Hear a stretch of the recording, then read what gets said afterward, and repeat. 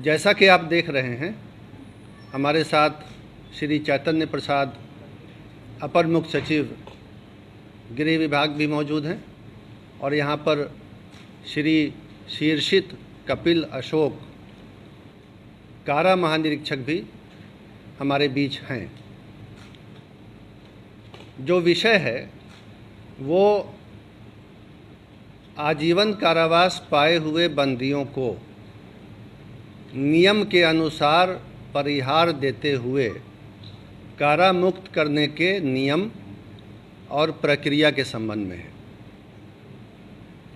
जैसा कि हम आपको बताएंगे, ये नियम, प्रक्रिया और व्यवस्था काफ़ी लंबे अरसे से चली आ रही है, लेकिन कुछ कारणों से अभी अभी ये बहुत ज़्यादा खबरों में आ गया है और पब्लिक डोमेन में इसके रूल्स की, प्रोसेस की जानकारी अधिक नहीं है। तो मैं सबसे पहले ये बताऊंगा कि बिहार में जो नया जेल मैनुअल 2012 वर्ष में बनाया गया था, जिसे बिहार कारा हस्तक 2012 कहते हैं, उसके नियम 474 से 487 में विस्तार से प्रक्रिया दी हुई है, जिसको देखा जा सकता है। उस प्रक्रिया में ये लिखा हुआ है कि जो लोग आजीवन कारावास की सज़ा पा करके जेल में दाखिल हुए, उनको कितने दिनों के बाद कारामुक्त किया जाएगा और किस तरीके से किया जाएगा। और उसमें जो बुनियादी बात है, सबसे पहली बात वो ये है नियम में कि कारा में 14 वर्ष की वास्तविक संसीमन अवधि पूरी होनी चाहिए। यानी कैलेंडर से गिन करके दिन, महीने और साल 14 बरस तो अवश्य, कम से कम 14 वर्ष जेल के अंदर बिताए हों और जेल में अच्छे चाल चलन के लिए, गुड कंडक्ट के लिए परिहार यानी रेमिशन देने का नियम कारा हस्तक में है। तो परिहार समेत 14 वर्ष की अवधि पर परिहार की अवधि जोड़ने के बाद 20 वर्ष की गणना होनी चाहिए। तो ये परिहार जो है ये नोशनल है, ये रिवार्ड पॉइंट है या बोनस पॉइंट है, लेकिन इसकी गणना भी महीने और साल में होती है। तो 14 वर्ष की वास्तविक अवधि और 20 वर्ष परिहार समेत करके जिनको योग्य पाया जाएगा, उनकी कारा मुक्ति पर विचार किया जाएगा। अब उस विचार करने के लिए प्रक्रिया और शर्तें हैं और इसके लिए एक राज्य स्तरीय परिषद भी गठित है, जो इस मामलों पर विचार करके अपनी अनुशंसा सरकार को देती है कि कौन कौन से बंदी इस नियम से कारा मुक्त होने के लिए योग्य पाए गए। उस परिषद का नाम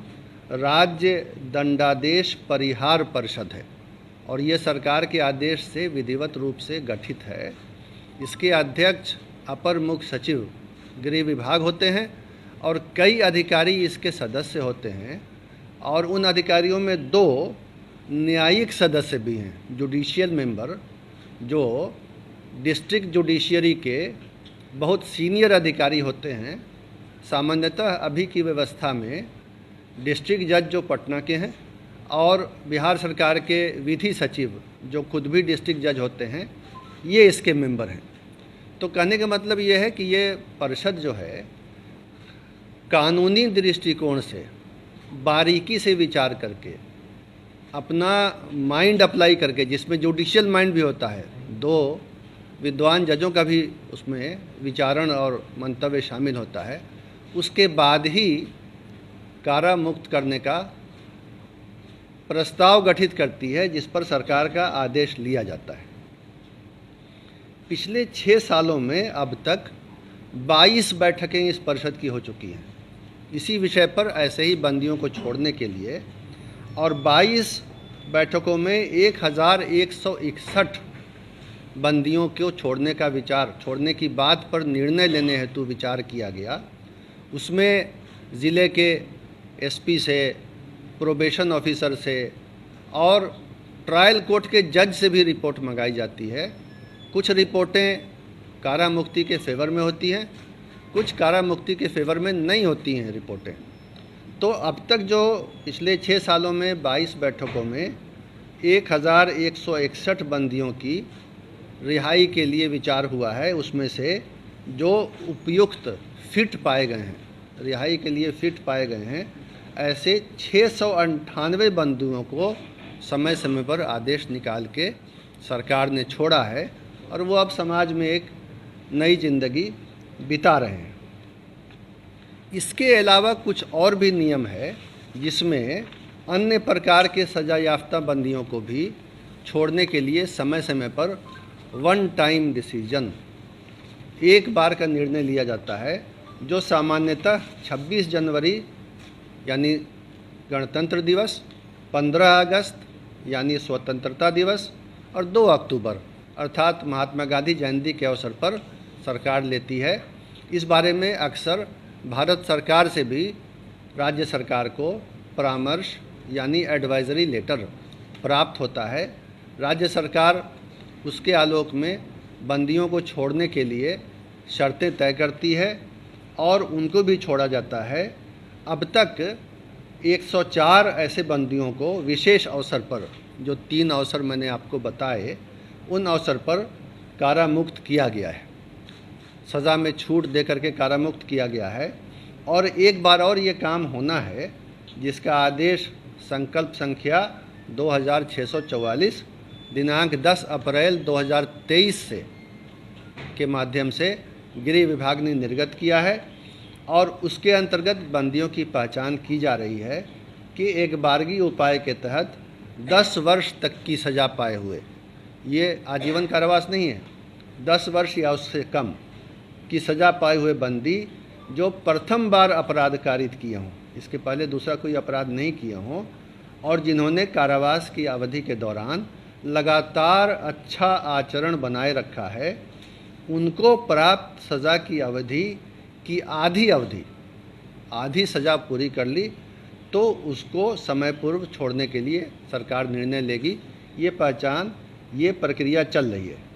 ये सारी प्रक्रियाएं जो हैं, जो मैंने 2 तरह की प्रक्रिया आपको बताई, परिहार परिषद जो राज्य दंडादेश परिहार परिषद है उसके द्वारा जो आजीवन कारावास वाले बंदियों को छोड़ा जाता है, और अन्य अवसरों पर अन्य प्रकार के बंदियों को, ये सब चलता रहता है, सामान्य प्रक्रिया है। और इस प्रक्रिया को विभिन्न न्यायालयों ने अपहोल्ड किया है, स्वीकृत किया है, और ये एक अच्छी परिपाटी है जिसको राज्य सरकार फॉलो करती है। तो उसके आलोक में अभी जो आदेश निर्गत हुआ है और जो उसमें ये सारे नियम फॉलो किए गए हैं, उसमें किसी के लिए कोई अवधि के बारे में या नियम के बारे में या डीएम और एसपी या ट्रायल जज की रिपोर्ट लेने के बारे में कोई भी किसी के साथ छूट नहीं दी गई है। जिसके बारे में अनुशंसाएं आई, ज़िले के एसपी ने किया, जिसके बारे में डिस्ट्रिक्ट जज या जो ट्रायल जज थे उन्होंने अनुशंसा भेजी कि हाँ छोड़ सकते हैं। एसपी की रिपोर्ट आई, प्रोबेशन ऑफिसर की आई, फिर ये कमेटी बैठी, तब हुआ है। और किसी को इसमें कोई उन मामलों में जो शर्तें हैं बुनियादी, छूट नहीं दी गई है। एक बंदी जो राजनीतिक बंदी हैं, श्री आनंद मोहन का नाम आ रहा है, मीडिया में भी आ रहा है, उनका भी केस अलग कुछ नहीं था। वो उनको भी जो है, उनकी तो 14 वर्ष नहीं 15 वर्ष 9 माह 25 दिन की वास्तविक अवधि पूरी हो चुकी है। 14 वर्ष के बदले 15 वर्ष 9 माह 25 दिन, और परिहार सहित अगर जोड़ें तो 22 वर्ष 13 दिन की सज़ा पूरी हुई है। और बाकी बंदियों की भी इसी तरह 14 वर्ष से अधिक और 20 वर्ष से अधिक पूरी हुई है। ये एक सामान्य प्रक्रिया है प्रशासनिक, और पहले से चली आ रही है, और इसमें किसी तरह का कुछ नियम के पालन में कोई कमी नहीं की गई है। यही बातें आपको बतानी थी और आपने इसको धैर्य के साथ सुना, इसके लिए मैं आपसे सवाल और फिर आपका सवाल, उसके बाद पीछे जो बोल रहे हैं कोई भी आदमी, आपका भी 3, 1 2 3 4 5, लेकिन ऐसा नहीं है कि मैं छोड़ के भाग जाऊंगा, इसलिए किसी को अगर देर लगे तो ये ना हो। देखिए, जो आपत्तियां हो रही हैं वो निराधार हैं, और यही बताने के लिए मैंने आप सबको आमंत्रित किया है और जितने विस्तार से मैंने आपको नियम भी बताया और प्रक्रिया बताई और जितने लोग इसमें इन्वॉल्व हैं, एक कमेटी भी है और डिस्ट्रिक्ट की रिपोर्ट है, एसपी की है, न्यायिक सदस्य 2 कमेटी में है, एक ट्रायल जज भी हैं जो जिले से रिपोर्ट भेजते हैं, तो इसमें किसी तरह की आपत्ति या विवाद की गुंजाइश बनती नहीं। जो आईएएस वाली बात आ रही है, आईएएस वाले मामले में या बड़ी अधिकारी मामले में इसके परे कोई छोड़ा गया है? मैं बताता हूँ, ये आईएएस वाली बात भी गलत आ रही है। जो नियम था या नियम है या उसमें कुछ संशोधन किया गया है जो सबको पता है, उसमें पहले भी आईएएस का कोई अलग कैटेगरी नहीं था, आईएएस का उल्लेख नहीं था। जो नियम था वो लोक सेवक की हत्या का था। लोक सेवक कोई भी हो सकता है, चौकीदार हो सकता है, सिपाही हो सकता है, राजस्व कर्मचारी हो सकता है, कोई भी राजपत्रित अधिकारी हो सकता है, उससे बड़ा अधिकारी हो सकता है, IAS, IPS, Indian forest service हो सकता है। तो आईएएस के लिए न तो कोई पहले विशेष व्यवस्था थी और न अभी है।